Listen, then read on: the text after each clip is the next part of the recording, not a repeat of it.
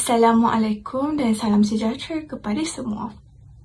Kami daripada kumpulan 1 akan membentangkan tentang inovasi dalam ciptaan, pertanian, perubatan dan pendidikan di dalam tamadun Mesir Purba.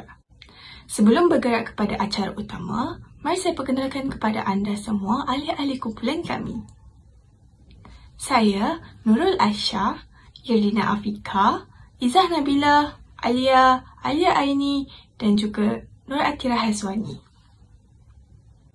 Objektif utama kami dalam video ini adalah yang pertama, perkenalan kepada tamadun Mesir Purba. Yang kedua, pendedahan kepada inovasi dalam tamadun Mesir Purba berkenaan dengan ciptaan, pertanian, pendidikan dan juga perubatan. Adakah anda tahu di mana terletaknya kawasan tamadun Mesir Purba ketika dahulu? Jadi mari kita lihat. Kawasan tamadun Mesir Purba ketika dahulu terletak di kawasan Sungai Nil, iaitu sungai terpanjang di dunia bersamaan dengan 6,650 km. Jadi, mengapa Sungai Nil ini dianggap sebagai hadiah kepada tamadun Mesir Purba? Hal ini kerana air daripada Sungai Nil membanjiri kawasan sekitarnya seiring dengan membawa lumpur hitam yang sangat subur digunakan untuk pertanian Herodotus. Itu sahaja pengenalan kepada tamadun Mesir Purba. Seterusnya kita bergerak kepada inovasi dalam ciptaan, pertanian, perubatan dan juga pendidikan dalam tamadun Mesir Purba. Seperti yang kita tahu, tamadun Mesir Purba sangat kreatif dan inovatif dalam menghasilkan pelbagai ciptaan bagi memajukan rakyat dan bangsa pada masa tersebut. Antara ciptaan yang terhebat dan terkenal ialah piramid. Piramid ini diberi nama Piramid Saqqara yang diilhamkan oleh Imhotep. Imhotep merupakan salah seorang saintis, ahli fizik, arkitek dan juga penasihat kepada Firaun pada tahun 3150 sebelum Masihi. Piramid ini memperkenalkan binaan batu bata yang pertama di dunia dan juga merupakan piramid yang tertua di dunia. Piramid ini dibina bertujuan untuk dijadikan makam atau kubur kepada para pemerintah dan golongan bangsawan. Seterusnya, ciptaan tamadun Mesir Purba yang sangat hebat ialah ciptaan kertas daripada pokok papyrus. Kertas ini digunakan untuk mengurangkan kebergantungan terhadap kepingan batu bata dan seterusnya menjadi penyimpanan kepada segala khazanah bangsa.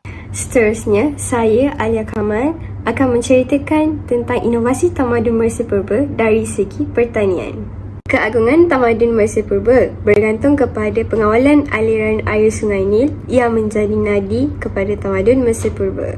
Tamadun ini berjaya mencipta sistem pengairan yang telah menukarkan kawasan padang pasir menjadi kawasan pertanian. Semasa pemerintahan Firaun Senusret III, beliau telah membina sebuah tembok pengairan sepanjang 123 km untuk menembus guna kawasan padang pasir dan membina terusan untuk mengairi tanah seluas 10,000 hektar. Mereka bijak menggunakan ilmu matematik seperti algebra, geometri dan astronomi untuk mengawal banjir Sungai Nil yang berlaku setahun sekali. Seterusnya, perubatan pada zaman Mesir Purba.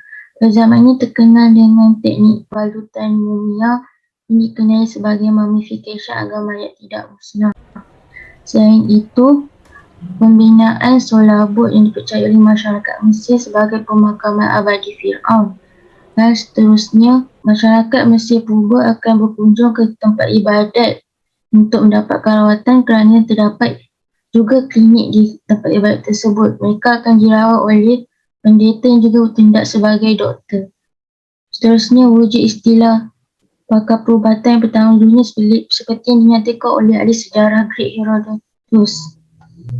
Dan seterusnya, wujudnya salah seorang tokoh perubatan Mesir terkenal iaitu Imhotep. Ia merupakan doktor peribadi Firaun Djuser. Masyarakat Mesir menggelar Imhotep sebagai Egyptian God of Medicine kerana beliau boleh menyembuhkan penyakit misteri yang tidak boleh disembuhkan oleh bomoh atau dukun yang lain. Nama saya Nur Aini dan saya akan menceritakan tentang tamadun Mesir Purba dan inovasinya dari segi pendidikan. Sumbangan pertama kerajaan Mesir Purba dalam segi pendidikan adalah dengan penciptaan kertas daripada pokok papirus. Dengan penciptaan kertas ini, orang Mesir Purba dapat merekod dan menyimpan segala khazanah-khazanah mangsa mereka. Antaranya adalah sistem tulisan hieroglif. Selain itu, kerajaan Mesir Purba juga telah memperkenalkan sistem pendidikan kepada kanak-kanak dari usia yang muda, terutamanya daripada golongan atasan. Pendidikan ini diuruskan oleh rumah-rumah ibadat dan ditadbir oleh kerajaan. Antara ilmu yang diajar kepada kanak-kanak adalah ilmu geometri, matematik dan sains. Sistem ini berjaya melahirkan golongan terlatih yang mampu menguruskan hal ehwal pertanian, membina piramid dan pengawalan air sungai Nil. Wow, banyak kan ciptaan daripada zaman Mesir Purba yang sampai hari ini kita masih gunakan. Contohnya, kertas adalah ciptaan daripada zaman Mesir Purba.